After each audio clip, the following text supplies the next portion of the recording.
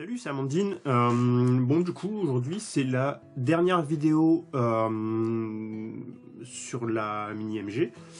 Donc, je vais vous montrer le châssis.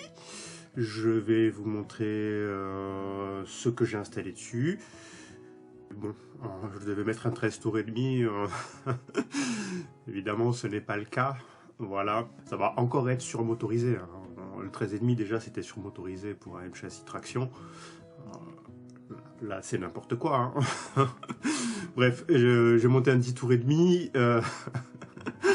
C'est n'importe quoi. J'ai monté un 10 tours et demi avec un BL 120.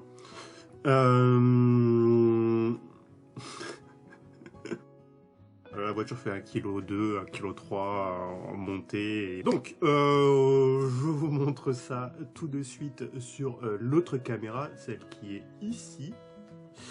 Et voilà, c'est une vidéo où potentiellement je peux digresser. Voilà, vous savez que c'est possible et que voilà, mais c'est pas sûr que ça arrive.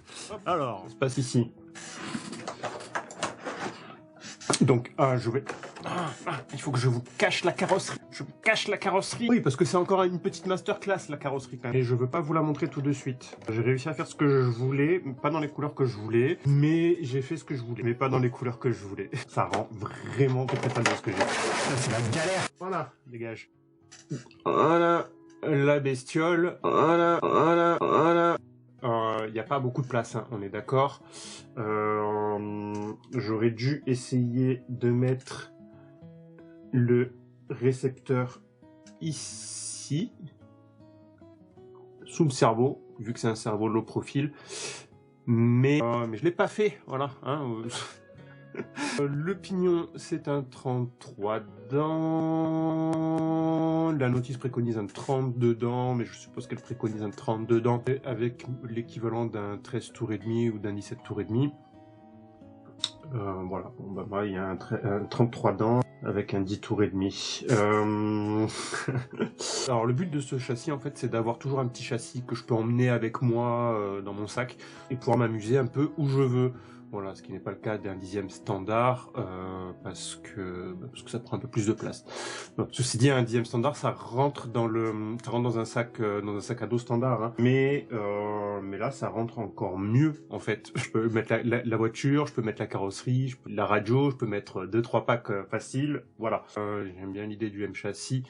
Aussi pour ça, j'aime bien le M-châssis parce que c'est une catégorie qui est rigolote, mais j'aime bien parce que c'est un truc qu'on peut emmener un peu de partout. Ça va être tout mélangé, hein. Là je suis en mode un peu what the fuck, hein, comme d'habitude.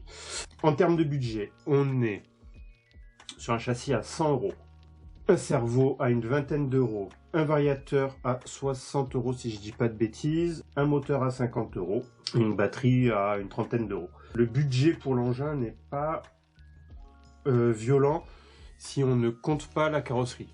La carrosserie, vous rajoutez une trentaine d'euros à peu près, juste pour la carrosserie, et vous rajoutez à peu près une dizaine d'euros par bombe de peinture si vous utilisez de la bombe de peinture.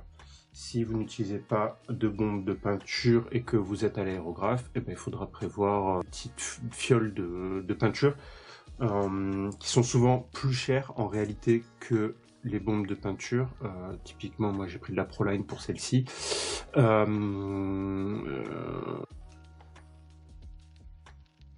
Donc on est sur de la double triangulation de partout. On peut voir qu'il y a une barre anti-roulis à l'arrière.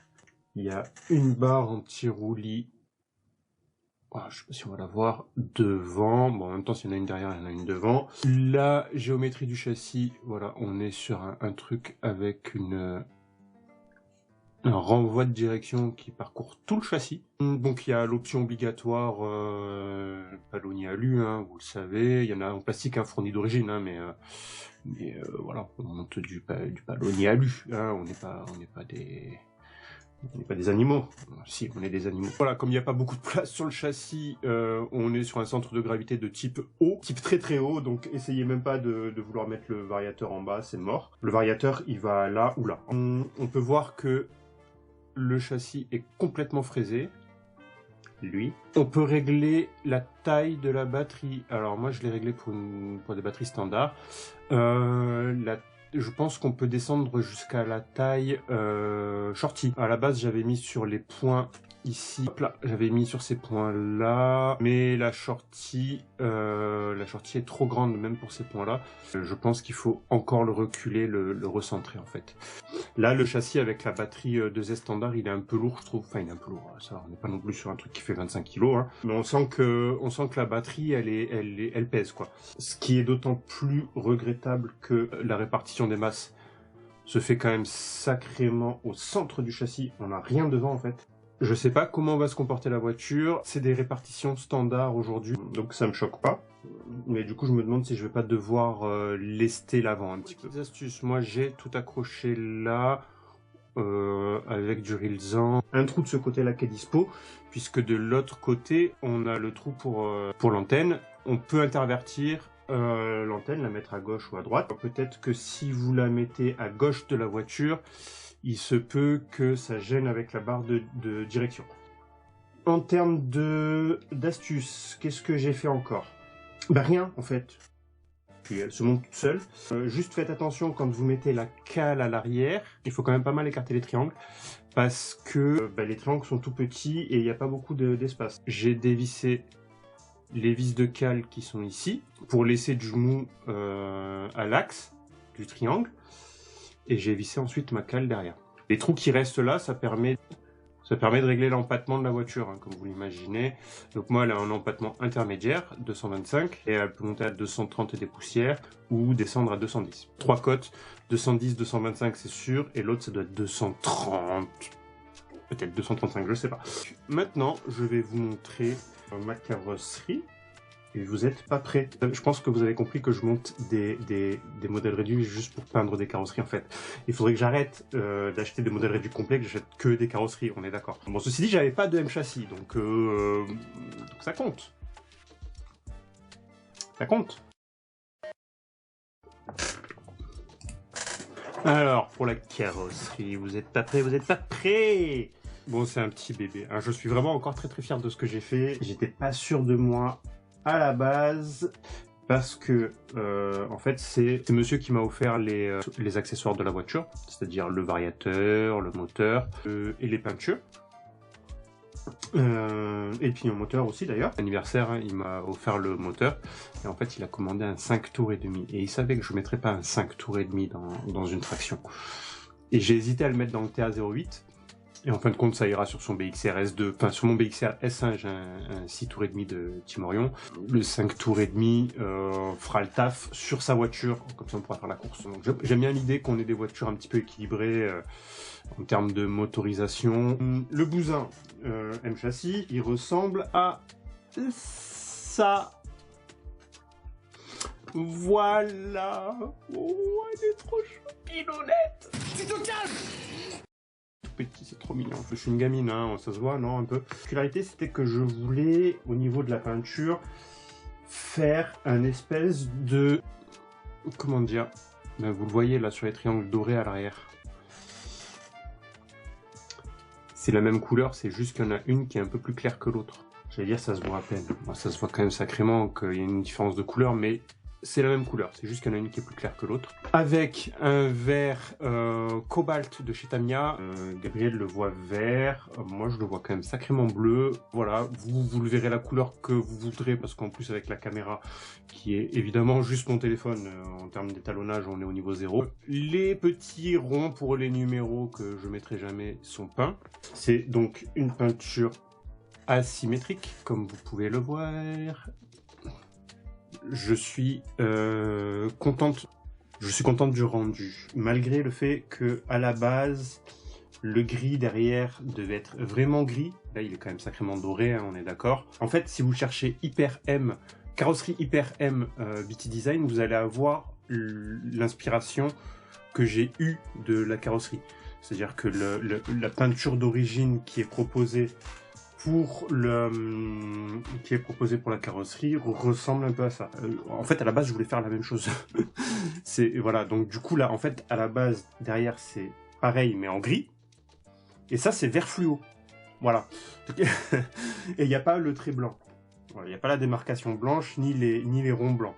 Alors, en fin de compte, c'est pas tout à fait la même carrosserie, quoi. Nous, j'ai pas voulu foutre trop d'autocollants dessus. De toute manière, la planche d'autocollant est pas violente non plus en termes de fourniture. Hein. On n'est pas sur... Enfin, c'est un M châssis, donc il y a moins d'autocollants. Ça n'a rien à voir. Je vois pas pourquoi.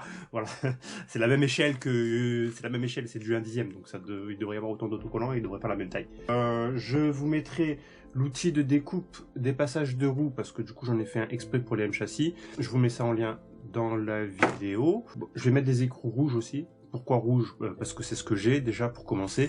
Je pense que ça peut être rigolo d'avoir un truc qui pète au milieu de la roue, quoi. Je vais un peu digresser quand même. Je vais parler de la peinture en elle-même. Donc la Tamiya là, vert cobalt, elle a la particularité d'être extrêmement couvrante. Ne surchargez pas. Moi j'ai mis que 3 couches dessus et j'ai baqué en blanc. La peinture Proline, je vais parler un peu d'aérographe.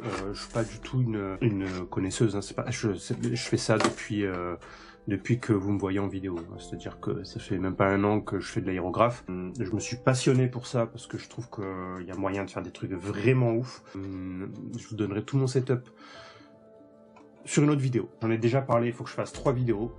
Il y a la vidéo de mon setup de peinture, la vidéo de ma radio et la vidéo de la radio de monsieur, et que je ferai bien un tuto sur le mixage des veaux. Le bleu cobalt, enfin le vert cobalt de chez Tamiya est extrêmement couvrant. J'ai mis 3 couches, je pense qu'en 2 couches c'était suffisant en se débrouillant bien. Donc allez-y vraiment mollo. Enfin vu que c'est très couvrant, c'est une peinture qui est très épaisse. Et du coup elle peut avoir tendance à couler facilement, je pense. Enfin j'ai pas voulu aller plus loin que 3 couches. Celle-ci est baquée en blanc, sauf l'aileron qui est baqué en noir. D'ailleurs, si vous regardez bien, il n'y a pas de différence entre le bac noir et le bac blanc pour ces deux peintures-là. Que la Proline, donc c'est normalement du gris éteint. En français, vous allez la trouver sous la dénomination gris éteint. C'est une peinture aérographe, hein, ça se passe à l'aérographe. Il faut avoir un aérographe qui disperse bien quand même. C'est pas le cas du mien, mais j'ai trouvé une astuce en dévissant un bout de la buse. La buse se dévisse en 2 parties. J'ai enlevé un bout de la buse. Et, du coup, je peux avoir une couvrance un peu plus violente. Je pense qu'à terme, je vais m'acheter un aérographe plus large en fait, parce que celui que j'ai est quand même sacrément fin. Il est tellement fin d'ailleurs que c'est compliqué dès qu'on a des peintures métallisées ou des pigments un peu épais. Le gris éteint réagit assez mal au mélange. Je trouve que bon là, après séchage, ça va beaucoup mieux. Sur le coup, vous allez avoir l'impression que votre peinture est bleue. Si vous mélangez le gris éteint qui est une peinture, elle n'est pas polarisée, elle est métallisée, elle est très métallisée. En fait, c'est plus une peinture dorée que éteint. Il y a beaucoup de bleu dedans, donc ça la rend très pétante en réalité. Et donc moi, ce que j'ai voulu faire, donc c'est l'éclaircir sur les dessins. Quand vous l'appliquez directement, après l'avoir mélangé à un peu de blanc, vous avez l'impression que la peinture est bleue. Après une nuit de séchage, la peinture est ok. Elle est vraiment ok.